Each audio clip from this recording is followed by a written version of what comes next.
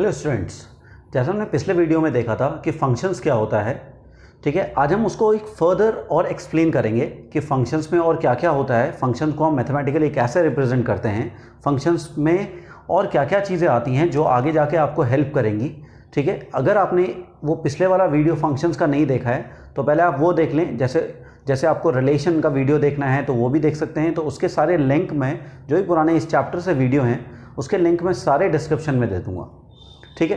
तो देखते हैं फर्दर फंक्शंस क्या होता है। तो देखो, जैसे हमने फंक्शंस पढ़ा था, हमने फंक्शंस की डेफिनेशन पढ़ी थी हमने कि फंक्शंस होता क्या है कि रिलेशन के रेस्पेक्ट में, कि कोई रिलेशन को हम फंक्शंस कब बोलते हैं। तो क्या था, a relation F from A to B is said to be a function if every element of set A has one and only one image in set B. तो एक रिलेशन को हम फंक्शंस कब बोलेंगे जब उसके फर्स्ट सेट के सारे एलिमेंट सेकंड सेट के जो एलिमेंट है उससे मैप्ड हो। और जैसे हमने उसमें एक चीज़ और पढ़ी थी वीडियो में कि क्या था कि कोई रिलेशन अगर कोई दो कंडीशन सेटिस्फाई करता है तो क्या थी वो दो कंडीशन, कि जैसे अगर कि फर्स्ट सेट के सारे एलिमेंट मैप्ड होने चाहिए और फर्स्ट सेट के एलिमेंट रिपीट नहीं करने चाहिए। तो अगर फर्स्ट सेट के एलिमेंट रिपीट कर रहे हैं मतलब फर्स्ट सेट के सारे एलिमेंट मैप्ड होने चाहिए, मतलब एवरी एलिमेंट ऑफ सेट है, हर सेट, और उसकी एक ही इमेज होनी चाहिए कहाँ पे, सेट बी में, ठीक है। तो देखिए, समझ लीजिए, अब हम देखते हैं कि फंक्शंस को हम रिप्रेजेंट कैसे करते हैं। मैथ्स अगर कोई क्वेश्चन आएगा तो क्वेश्चन में हम फंक्शंस लिखा हुआ कैसे आएगा, कैसे रिप्रेजेंट करेंगे। उससे पहले मैं आपको कुछ छोटी छोटी चीज़ें जो आपने कुछ क्लास में पढ़ी होगी, जैसे 9th हो गया, 10th हो गया, 7th हो गया, 8th हो गया, इनमें पढ़ी होगी। तो पहले एक चीज़ देख लेते हैं। जैसे आपने पढ़ा होगा n मीन्स नेचुरल नंबर। तो नेचुरल नंबर क्या होता है, जैसे नेचुरल नंबर होता है कि इसे डिनोट करते हैं n से, मतलब कभी इस चैप्टर में अगर आपका नेचुरल नंबर n आया तो that is known as natural number. तो नेचुरल नंबर क्या होते हैं, ये समझ लीजिए ऐसा है, कहाँ से स्टार्ट होगा, 1 से 2, फिर 3, फिर 4 और फिर ये चलता रहेगा, ठीक है। फिर जैसे अगर w है तो w को क्या बोलेंगे इस चैप्टर में, होल नंबर।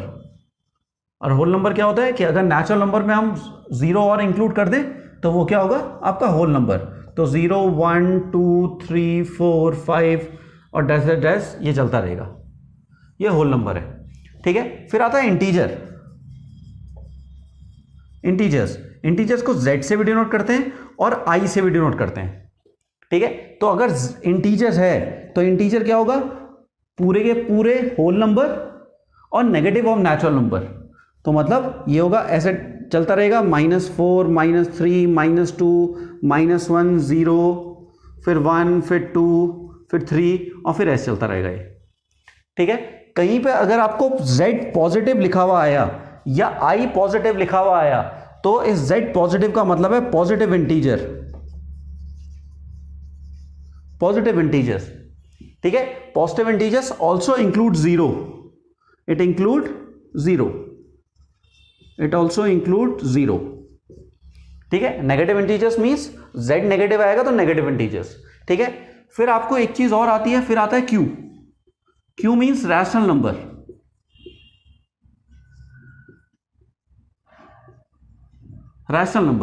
तो q मीन्स होता है रैशनल नंबर। अब रैशनल नंबर क्या होते हैं, जो भी p अपॉन q की फॉर्म में रिप्रेजेंट करते हैं, मतलब किसी भी नंबर को अगर हम p अपॉन q की फॉर्म में रिप्रेजेंट करें, ठीक है, that is known as rational number. But एक चीज और होता है, एक होता है रैशनल नंबर, एक होता है फ्रैक्शन।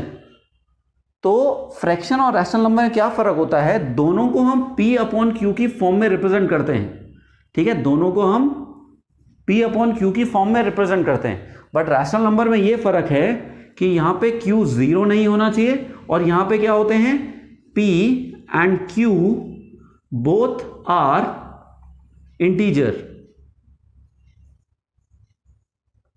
इंटीजर्स एंड जो फ्रैक्शन होता है, फ्रैक्शन में p और q दोनों नेचुरल नंबर होंगे, तो इसलिए वहां पर q is not equal to 0 नहीं लिखते, क्योंकि नेचुरल नंबर में 0 आएगा ही नहीं, तो q कभी 0 होगा ही नहीं, तो 0 लिखने की जरूरत ही नहीं है। ठीक है, फिर एक इरेशनल नंबर होता है। ठीक है, इरेशनल नंबर को बहुत बार q डैश से डिनोट करते हैं। ठीक है, तो इरेशनल नंबर है। फिर आपका आता है real number, r for real number. Real number तो ऐसे नंबर जो सब नंबर को इंक्लूड करते हैं, मतलब जितने भी आपके नंबर्स हैं अगर उनको सब एक साथ एक सेट में कंपोज किया जाए तो वो क्या होते हैं आपके रियल नंबर। तो मींस ऑल द नंबर्स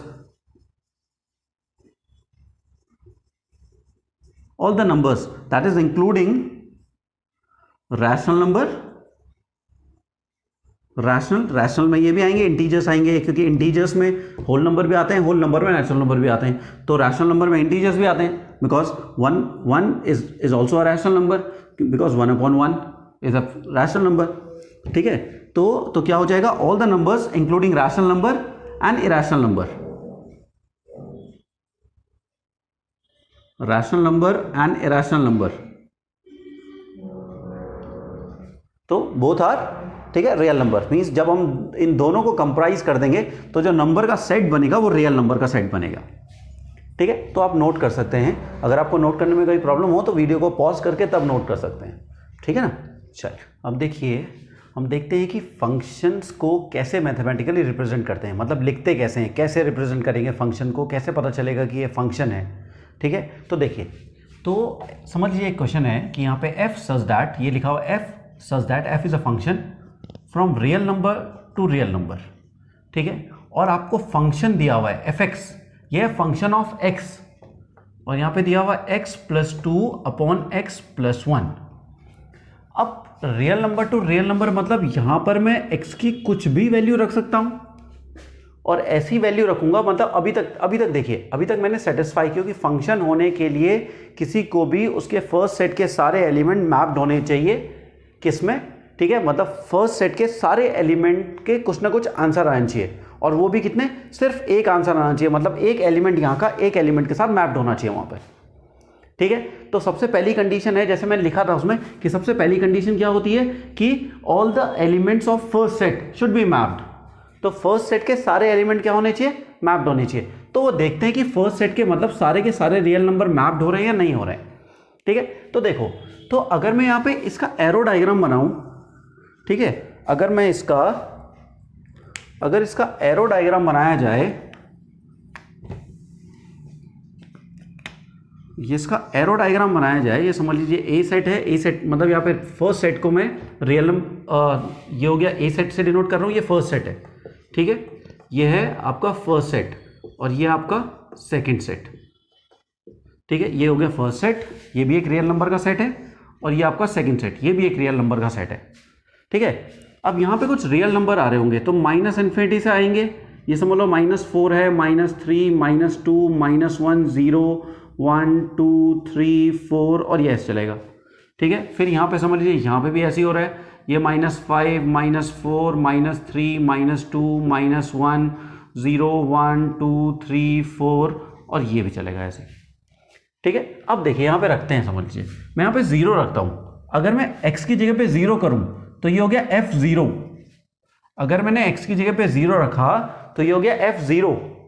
ठीक है, f0 यहाँ पे रखूंगा तो 0 + 2, तो 2 और 0 + 1 1, तो 2/1 मीन्स 2। तो यहाँ पे अगर मैं इसका ऑर्डर्ड पेयर बनाऊं तो ऑर्डर्ड पेयर कैसे बनेगा, 0, 2। ठीक है, अगर मैं यहाँ पे 1 रखूं, अगर मैंने x की जगह पे 1 रख दिया तो ये हो जाएगा f1।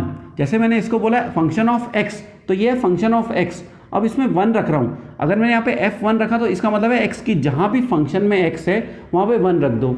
अगर यहाँ पे 0 रखा तो इसका मतलब है कि जहाँ भी फंक्शन में x है वहाँ क्या रख दो, 0 रख दो। अगर मैं यहाँ पे a बोलता fa, तो इसका मतलब होता है जहाँ भी फंक्शन में x है वहाँ पे क्या रख दो, a रख दो। अगर मैंने यहाँ पे y बोला तो जहाँ भी फंक्शन में x है वहाँ पे क्या कर दिए, y रख दीजिए। ठीक है, तो यहाँ पे क्या रख रहा हूँ मैं अब f1, तो f1 यहाँ पे रखूँगा तो कितना हो जाएगा, 3/2।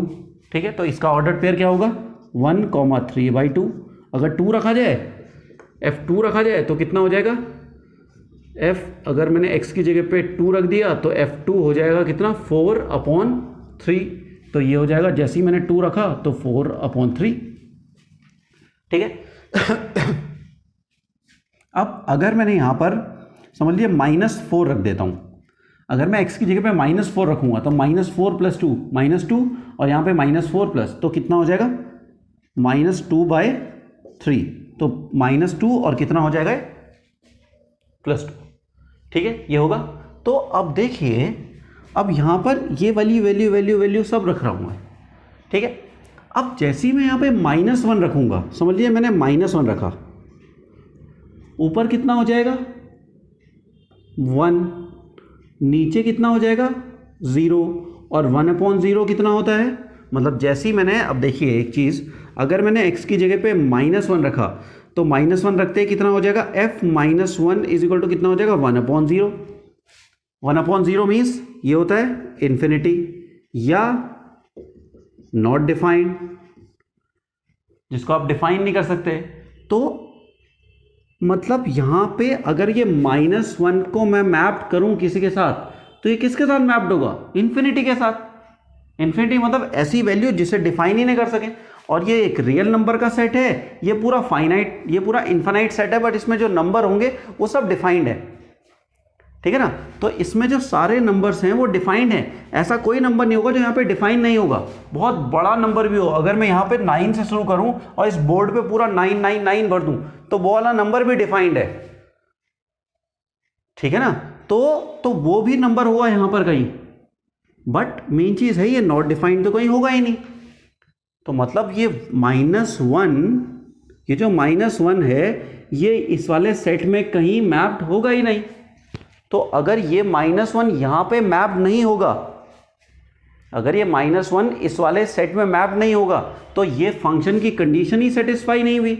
फंक्शन की कंडीशन क्या थी कि every element of set A has one and only one image in set B. तो every element of set A, जैसे मैंने 2 पॉइंट्स लिखाए थे, वो जो 2 पॉइंट्स बताए थे मैंने कि कौन कौन से कि सेट्स की कौन कौन, जो कोई सा भी रिलेशन फंक्शन कब होगा वो, जब फर्स्ट सेट के सारे एलिमेंट मैप्ड होंगे और फर्स्ट सेट के एलिमेंट रिपीट नहीं करेंगे, ठीक है। तो जो फर्स्ट सेट के एलिमेंट है सारे के सारे मैप तो नहीं है, -1 तो मैप्ड ही नहीं है यहाँ पर, तो मतलब ये फंक्शन नहीं है। तो जो ये मैंने रिलेशन लिखा है ये फंक्शन की कंडीशन सेटिस्फाई नहीं कर रहा है। तो अगर ये फंक्शन की कंडीशन सेटिस्फाई नहीं कर रहा है तो ये फंक्शन नहीं है। तो बट अब इसमें थोड़ा सा एक ट्विस्ट है कि अगर मुझे इस रिलेशन को फंक्शन बनाना है, अगर मुझे इस रिलेशन को फंक्शन बनाना है, तो इस रिलेशन को फंक्शन कैसे बनाऊंगा, इसका पहले का पूरा जो फर्स्ट सेट है वो पूरे का पूरा मैप्ड होगा। तो उसको मुझे क्या करना पड़ेगा, अगर इस पहले सेट के सारे एलिमेंट मैप्ड होंगे तो उस सेट में क्या नहीं होगा, -1 नहीं होगा। तो अगर मैं इस सेट से, ये रियल नंबर से -1 हटा दूं, तो अब इसके सारे एलिमेंट मैप्ड होंगे, क्योंकि ये नॉट डिफाइंड कब होगा, ये फ्रैक्शन है, और फ्रैक्शन नॉट डिफाइंड कब होता है, जब इसका डिनोमिनेटर 0 होता है, और डिनोमिनेटर 0 कब हो रहा है, जब x की वैल्यू -1 होगा। अब -1 हमने उस सेट से हटा दिया तो ये नॉट डिफाइंड कभी नहीं होगा। अब ये हर एक नंबर पे डिफाइंड होगा, ये पॉइंट पे नंबर दे या कुछ इरेशनल नंबर दे या रैशनल नंबर दे, तो जो भी नंबर देगा, बट ऐसा नंबर होगा जो डिफाइन होगा, ऐसा कोई नंबर नहीं होगा जिसको हम डिफाइन नहीं कर सकते, ठीक है। तो ये जो -1, अब मेन चीज है कि इसको हम लिखेंगे कैसे। अब ये तो रिलेशन है, बट अब मैंने -1 हटा दिया, अब ये फंक्शन बन गया, तो फंक्शन को कैसे लिखा जाएगा। तो देखिए अब ये ऐसा हो जाएगा, f such that real number से क्या हटाया हमने, -1 हटाया, तो ये रहा -1 हटा दिया हमने, ठीक है। रियल नंबर से क्या हटा दिया, -1 हटा दिया, और कहां तक चला गया, रियल नंबर, ठीक है। क्योंकि अगर रिस्ट्रिक्शन सिर्फ फंक्शन में, रिस्ट्रिक्शन सिर्फ कौन से वाले सेट पे है, फर्स्ट वाले सेट पे, सेकंड सेट पे कोई रिस्ट्रिक्शन नहीं है। सेकंड सेट के कुछ एलिमेंट मैप नहीं भी हो तब भी चलेगा, सेकंड सेट के एलिमेंट रिपीट कर रहे हैं तब भी होगा, बट फर्स्ट सेट के एलिमेंट रिपीट भी नहीं करने चाहिए, और फर्स्ट सेट के एलिमेंट यहां पे सारे के सारे एलिमेंट मैप्ड होने चाहिए। तो मतलब अब एक चीज देखिए, फंक्शन में मैंने जो तुम्हें डोमेन और रेंज बताई थी, ठीक है, फंक्शन में जो हमने तुम्हें डोमेन और रेंज बताई थी, फंक्शन में क्या बताया था, अगर मैं इसकी डोमेन की बात करूं तो डोमेन क्या होगा, अगर मैं इसकी डोमेन की बात करूं तो डोमेन क्या होगा, all the real number minus one, क्योंकि फंक्शन में बताया था कि फंक्शन में जो पूरा पहले का पहला सेट होता है, जो फर्स्ट सेट होता है, वो क्या होता है, डोमेन। और जो सेकंड सेट के एलिमेंट मैप्ड होते हैं वो क्या होता है, रेंज। तो रेंज अभी निकालना बताएंगे कि रेंज होगा क्या, वैसे इसकी रेंज पूरी रियल नंबर है, ठीक है। तो अभी रेंज निकालने बताएंगे। और कोडोमेन क्या होता है, मतलब जो चीज फिक्स्ड है वो लिख देता हूं मैं यहां पे। और कोडोमेन क्या होगा, पूरे का पूरा सेकंड सेट, ठीक है। तो इस तरीके से हम किसी भी, मतलब ये एक रिलेशन है, अब रिलेशन को फंक्शन बना रहे हैं हम, ठीक है। रिलेशन को कैसे इंटरप्रेट कर रहे हैं, फंक्शन में। मतलब अब मैं इसको कैसे लिख सकता हूं, f such that real number minus one to real number and F X is equal to X plus two upon X plus one. अब मैं इसको ऐसे लिख सकता हूं। तो ये अब फंक्शन हो गया, अब इसको फंक्शन बोलेंगे, ठीक है ना। तो मेन चीज क्या है, अगर मुझे इसका ऑर्डर्ड पेयर बनाने हो तो ऑर्डर्ड पेयर तो infinite number of ordered pair बनेंगे। अगर मुझे एरो डायग्राम बनाना है तो एरो डायग्राम देखिए, अगर मैं 0 रख रहा हूं तो क्या हो रहा था, 2 पे आ रहा था, तो ये एरो डायग्राम, ये रहा एरो डायग्राम, ये 2 पे आ रहा था, ठीक है। अगर मैं यहाँ पे 1 रख रहा था तो 1 3/2 पे हो रहा था, तो 3/2 कहां पे होगा, ये यहां पे कहीं होगा 3/2, ठीक है। जैसे मैं 2 रख रहा था तो कितना आ रहा था, 4/3, तो 2 रखने पे क्या हो रहा था, 4/3, तो 4/3 भी यही इसी के बीच में होगा कहीं पर, ठीक है। फिर जैसे ही मैंने -4 रखा तो कितना आया, 2/3, तो -4 रखते ही ये रहा -4, कहाँ पे आएगा, 2/3, इसके बीच में आएगा कहीं, ठीक है। ऐसा नहीं है कि नेगेटिव नंबर नहीं आएंगे, नेगेटिव नंबर भी आएंगे। अगर इन दोनों फ्रैक्शन में यहाँ पे क्या कर दिया, यहाँ पे अगर मैं -1, अब देखिए रियल नंबर क्या होता है, रियल नंबर में 0 से 1 के बीच में इन्फिनाइट नंबर आते हैं, वैसे ही 0 और -1 के बीच में भी इन्फिनाइट नंबर आएंगे, ठीक है ना। तो अगर मैंने एक नंबर बड़ा रख दिया, एक नंबर छोटा रख दिया, मतलब ऊपर का नंबर पॉजिटिव, नीचे का नंबर नेगेटिव, या इस तरीके से कंडीशन बनेगी तो ये नेगेटिव नंबर भी लेके आएगी, ठीक है ना। तो अभी रेंज निकालना बताएंगे अभी। तो रेंज होता क्या है, वैसे मैं कुछ क्वेश्चंस इस वीडियो के लास्ट में डाल दूंगा, ठीक है, वो आप सॉल्व कीजिएगा। तो हमने देखिए अभी इस क्वेश्चन में क्या देखा कि अगर कोई फर्स्ट सेट दिया हुआ है, कोई सेट दिया हुआ है, तो डोमेन क्या होगा, जो उस फंक्शन को सेटिस्फाई कर रहा होगा, मतलब ऐसी कोई वैल्यू नहीं दे रहा होगा जो इन्फिनाइट हो। तो यहां से एक डोमेन की डेफिनेशन आती है कि डोमेन क्या होता है, द वैल्यू ऑफ एक्स। अब डोमेन की डेफिनेशन लिखते हैं, value of x which is giving a finite value of F x, ठीक है। Finite value of F x, इस एफ एक्स की ऐसी एक वैल्यू एक्स की, ठीक है, एक्स की ऐसी वैल्यू जो एफ एक्स की वैल्यू को एक फाइनाइट वैल्यू दे, मतलब इस एफ एक्स की एक फाइनाइट वैल्यू दे, ऐसी जो एक्स की वैल्यू होंगी उन्हें क्या बोलेंगे, डोमेन, ठीक है। वैल्यूज ऑफ एक्स, तो ऐसी जितनी वैल्यू होंगी एक्स की वो क्या होगा, वो यहां पे डोमेन होगा, ठीक है। किसमें से, सेट में से, ठीक है, कोई जो सेट दिया होगा। अब अगर यही चीज रेंज की बात की जाए तो रेंज क्या होगा, वैल्यू ऑफ एफ एक्स, ठीक है, वैल्यू ऑफ एफ एक्स, ठीक है। आफ्टर, जब मैं क्या करूंगा, एक्स की वैल्यू उस फंक्शन में रख दूंगा, तो एफ एक्स की value after putting the value of x in a given function, ठीक है। और जो कोडोमेन है, वो कोडोमेन क्या होता है, कोडोमेन है आपके पास पूरे का पूरा सेकंड सेट,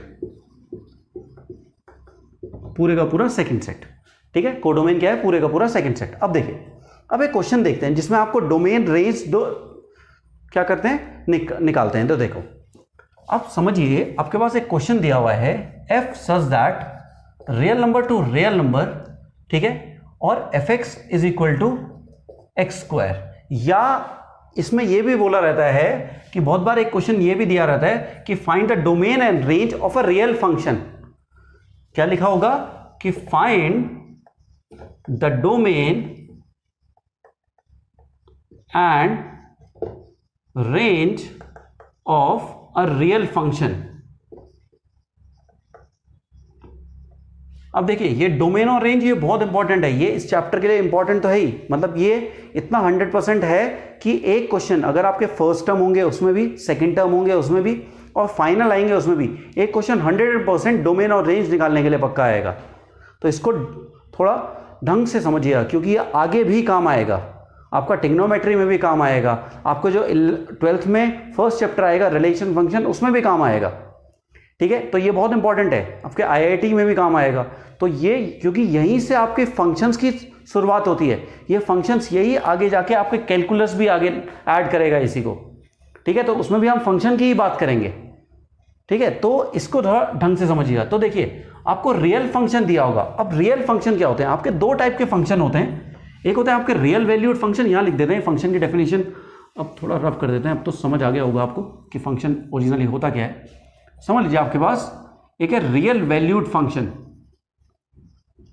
एक होता है रियल वैल्यूड फंक्शन और एक होता है रियल फंक्शन। ये जी यहाँ पे दिया हुआ रियल फंक्शन। तो रियल वैल्यूड फंक्शन क्या होता है कि ऐसा फंक्शन जिसमें रेंज या तो पूरा रियल नंबर हो या उसका कोई सबसेट हो। ठीक है, ऐसा एक फंक्शन, ठीक है, जिसमें रेंज क्या हो, या तो पूरा रियल नंबर हो या उसका कोई सबसेट हो, तो वो क्या होगा आपका रियल वैल्यूड फंक्शन। ठीक है, तो क्या होगा अ फंक्शन, ठीक है, having range either real number और इट्स सबसेट। या तो एक फंक्शन जिसकी रेंज या तो क्या हो रियल नंबर हो या इसका सबसेट हो। ठीक है, और अगर ऐसे फंक्शन की जिसकी रेंज रियल नंबर या इसका सबसेट हो, या रियल नंबर या, क्योंकि सबसे बड़ा सेट तो रियल नंबर होता है, या तो उससे छोटा कोई सबसेट, कोई उसी का सबसेट हो जाए, नेचुरल नंबर हो गया, रैशनल नंबर हो गया, या रियल नंबर ही हो गया बट उसमें कोई कोई नंबर मिसिंग है। ठीक है, बट अगर एक ऐसा फंक्शन जिसकी रेंज तो ये है ही बट डोमेन भी क्या हो, या तो रियल नंबर हो या रियल नंबर का कोई सबसेट हो, तो उसको बोलेंगे रियल फंक्शंस। ठीक है, तो क्या होगा, और इफ इट्स डोमेन एंड लिख देते हैं, या if its domain is either real number और इट्स सबसेट। अगर उसकी डोमेन या तो रियल नंबर है और या उसकी या सबसेट है, so then a function is a real function. तब उसे क्या बोलेंगे हम, रियल फंक्शन बोलेंगे। तो यहां तक की जो डेफिनेशन है वो रियल वैल्यूड फंक्शन है। रियल वैल्यूड फंक्शन जिसकी सिर्फ रेंज क्या हो, या तो रियल नंबर हो या उसका सबसेट हो।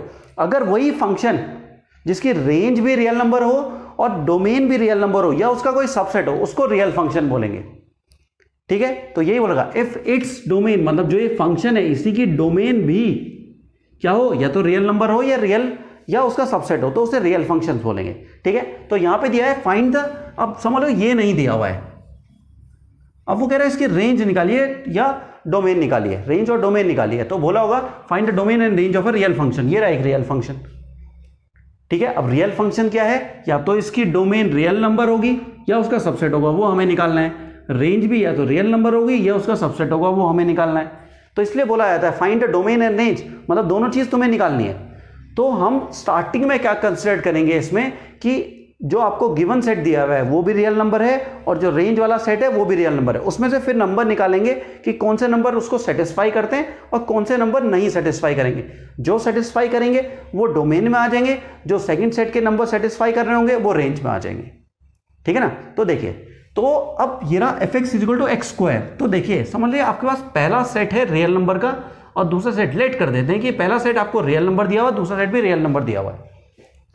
तो अब देखिए अभी मैंने क्या बताया था कि जो नंबर सेटिस्फाई करेगा गिवन फंक्शन को, value of x which is giving a finite value of fx। Finite मतलब एक ऐसी वैल्यू हो जिसको तुम देख सकते हो, जिसको तुम काउंट कर सकते हो। अब अगर मैं इस बोर्ड पे यहाँ पे 1 लिख दूं या 9 लिख दूं और इस बोर्ड पे 9 लिखते लिखते पूरे लिखते रहूं, तो वाला नंबर भी डिफाइंड है। उसको हम कुछ मिलियंस, ट्रिलियंस, कुछ भी बोल सकते हैं, पर बोल तो सकते हैं। अगर समझ लीजिए कि यहाँ पे 1/0 था, जैसे पिछले वाले क्वेश्चन में आ रहा था 1/0, तो ये आ रहा था, तो इसको हम डिफाइन नहीं कर सकते, क्योंकि 0 से किसी नंबर को डिवाइड ही नहीं कर सकते। अगर यहाँ पे 0, ये 1, 0 को किससे मल्टीप्लाई किया जाए 1 आ जाए, कोई ऐसा नंबर ही नहीं है, तो इसको डिफाइन ही नहीं कर सकते। यहाँ पे आएगा क्या, कोई भी ऐसा नंबर नहीं आएगा। तो ऐसा मतलब अगर फ्रैक्शन में नंबर है तो उसके क्या नहीं आना चाहिए, डिनोमिनेटर में 0 नहीं आना चाहिए। ऐसे बहुत सारी चीज़ें हैं, आगे बताऊंगा कि कौन कौन से ऐसे फंक्शंस होते हैं जिसमें क्या क्या चीज़ें रख के हम नॉट डिफाइंड आती है वैल्यू। ठीक है, तो एक तो फ्रैक्शन वाला है, ये स्टार्टिंग में फ्रैक्शन है कि फ्रैक्शन में क्या होगा, फ्रैक्शन में डिनोमिनेटर में 0 नहीं आना चाहिए, हम फ्रैक्शन वाले। अब एक चीज़ है, यहाँ पे फ्रैक्शन तो है नहीं, तो फ्रैक्शन नहीं है मतलब यहाँ पे नॉट डिफाइंड की कंडीशन तो आएगी नहीं। नॉट डिफाइंड की कंडीशन मतलब यहाँ पे मैं कुछ भी नंबर रख सकता हूँ, या तो रियल नंबर रखूँ, मतलब रैशनल नंबर रखूँ, या इरेशनल नंबर रखूँ, कुछ भी रखूँ, डिफाइन तो होगा। ठीक है, डिफाइन तो होगा ना। तो जब डिफाइन होगा तो यहाँ पे जो डोमेन है, मतलब एक्स की वैल्यू कुछ भी रियल नंबर रख सकता हूँ। जैसे समझ लीजिए यहाँ पे ये फर्स्ट सेट है, इसको एरो डायग्राम देखते हैं, ये पहला सेट है और ये सेकंड सेट है। तो यहाँ पे अगर मैं यहाँ पे 0.1 रखूँ, 0.2 रखूँ, 0.3 रखूँ, यहाँ पे समझ लो 0 कर दिया, 0 के 1 के बीच में, तो यहाँ पे इन्फिनाइट नंबर हो, हर किसी का स्क्वायर कैलकुलेटेबल है, हर किसी का स्क्वायर कैलकुलेट कर सकता हूँ, नेगेटिव नंबर हो या पॉजिटिव नंबर हो, एक्स की तो कोई सी वैल्यू हो सकती है यहाँ पर। ठीक है ना, तो यहाँ पे डोमेन क्या हो जाएगा, डोमेन में पूरे का पूरा रियल नंबर, तो यहाँ पे डोमेन हो जाएगा पूरे का पूरा रियल नंबर, या तो इतना बड़ा लिख दीजिए या सिंपल आर लिख दीजिए। ठीक है, तो ये रियल नंबर। अब रेंज देखते हैं। अब एक चीज देखी होगी कि अगर मैं किसी भी नंबर का स्क्वायर करूं, वो नेगेटिव हो या पॉजिटिव हो, तो आंसर हर समय पॉजिटिव आएगा। ठीक है, तो एक्स स्क्वायर की वैल्यू नेगेटिव कभी नहीं आएगी। तो अब रेंज की बारी है, तो रेंज क्या है, क्या लिखा हुआ, आइदर रियल नंबर और इट्स सबसेट, या तो रियल नंबर या उसका सबसेट। तो मतलब यहां पे या तो रियल नंबर आना चाहिए या उसका सबसेट आना चाहिए, मतलब एफ एक्स की वैल्यू भी नॉट डिफाइंड नहीं होनी चाहिए, तभी तो हम एक्स की वैल्यू ऐसी नहीं रख रहे हैं जो नॉट डिफाइंड दे आंसर। तो अब ये तो नॉट डिफाइंड देगा नहीं, तो मतलब यहां पे नॉट डिफाइंड की कंडीशन ही नहीं है। तो अब देखते हैं कौन से। तो पहली बात है कि जो एक्स स्क्वायर है वो कभी नेगेटिव वैल्यू नहीं देगा। ठीक है, तो हर समय पॉजिटिव वैल्यू देगा, हर कोई वैल्यू देगा, बिल्कुल देगा। देखिए अगर मैं 0.1 का स्क्वायर करूं तो 0.01, अगर 0.01 का स्क्वायर करूं तो 0.0001, ऐसे ही 0.2 का स्क्वायर करूंगा वो और बढ़ेगा, 0.3 का, तो हर एक नंबर आता रहेगा। इसका स्क्वायर करूंगा तो और छोटा नंबर आएगा, क्योंकि इन्फिनाइट नंबर होंगे, तो हर एक नंबर इंक्लूड हो जाएगा। हम कितने नंबर निकालेंगे, निकालते रहेंगे, नंबर आते रहेंगे। तो मतलब यहाँ पे बट एक चीज श्योरिटी हमें कि ये नेगेटिव नंबर नहीं देगा, पॉजिटिव देगा एक्स स्क्वायर। तो यहाँ पे लिख सकता हूं कि पॉजिटिव रियल नंबर, और positive number real number means positive integers, positive real number, positive rational number also include 0, means this set is also include 0। ठीक है, all the positive numbers mean positive numbers, because 0 is neither negative nor positive, तो 0 को include कहां करें, तो 0 को इसलिए positive में कंसिडर कर रखा है। ठीक है, क्योंकि पॉजिटिव के आगे हम अगर यहाँ पे 2 लिखा हुआ तो इसके आगे कोई साइन नहीं लगाते हैं, नेगेटिव के आगे हमें साइन लगाना पड़ता है, बट 0 के आगे हम पॉजिटिव नेगेटिव कुछ नहीं लगाते हैं। ठीक है, 0 क्योंकि हमें पता ही नहीं है, तो इसलिए हम इसको पॉजिटिव में कंसिडर कर देते हैं। ठीक है, कहीं ना कहीं तो कंसिडर करना पड़ेगा, तो वहां पॉजिटिव में कंसिडर कर देते हैं। तो ये क्या हो गया, तो ये है डोमेन और रेंज। ठीक है, तो अब इनके डोमेन और रेंज ये निकालने का तरीका है, मतलब एक्स की वैल्यू, ऐसी एक्स की वैल्यू जिससे फंक्शन एक फाइनाइट वैल्यू दे। ठीक है, मैं डिस्क्रिप्शन में कुछ क्वेश्चंस भी लिख के दे दूंगा, तो आप उनको भी सॉल्व कर सकते हैं। ठीक है ना, चलिए कर सकते हैं।